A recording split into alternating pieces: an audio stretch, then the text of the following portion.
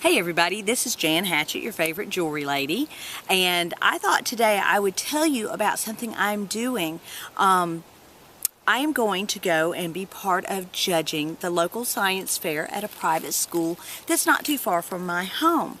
Back in a past life, I was a certified science teacher, and so going in and helping with these kind of events is a great way to get back with the kids and see what people are doing. But I also thought that homeschooling parents probably don't know a whole lot about science fairs, and, well, maybe they should. A lot of the homeschool co-ops and groups and organizations do have science fairs, and I really think it's probably good for every kid at least wants to participate in one. But I wanted to give you some tips from a teacher's point of view. Every year when there's a science fair, we see projects. We see oodles of projects. Grading them, organizing them, coaching the kids, helping out, reminding, oh, that's a lot more work than parents realize. So cut your teachers some slack. They're working very hard for this. But every year, as teachers, we see projects that is really pretty clear the kid didn't do them. We've seen the kids work all year long. We've seen how that kid thinks. We've talked to them. We know how they do things. And I'm not talking a parent who goes in and helps a little with artwork, or a parent who goes in and says, hey, you misspelled that word, you need to fix it.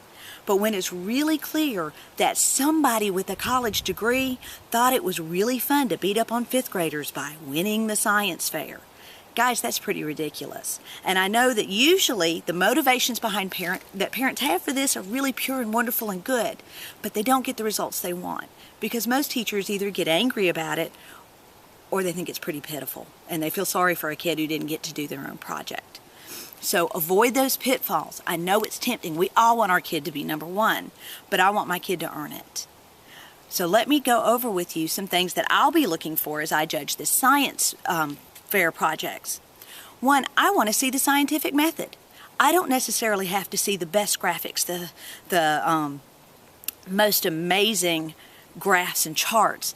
I want to see the thought process.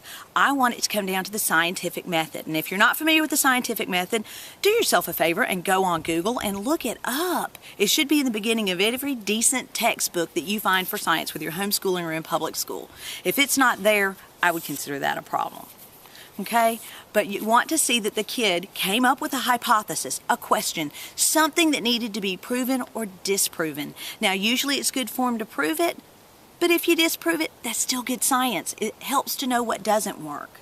We need to see that they designed an experiment and collected some data.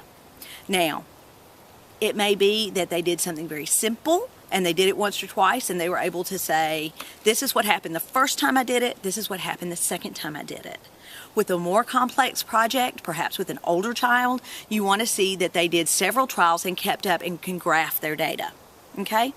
Then you want them to conclude it. You want them to say, hey, because of my data, I realized that I did prove my hypothesis. And here's why I think that's important.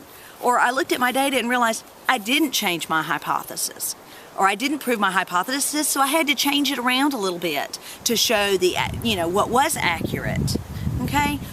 And then a presentation board or something that communicates it clearly.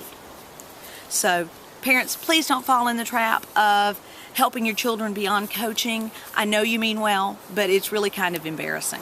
So if you have it in your heart that you really have to do that, I think maybe you need to talk to the teacher and get some ideas of what appropriate coaching really is, because the teacher's there to help you. And I hope you guys have a wonderful year in homeschooling and in regular school. I hope everybody gets a chance at least once to participate in a science fair. And I can't wait to see the good stuff that these kids have come up with. Now, this is part of the challenge that I'm doing, March Madness, 31 Days of Vlogging, and it's at pennypinchingdiva.com and simplevloggingtips.com. And I hope that you will keep checking back and consider linking up with us really soon. Thanks. This is Jan the Jewelry Lady, and I'll talk to you soon.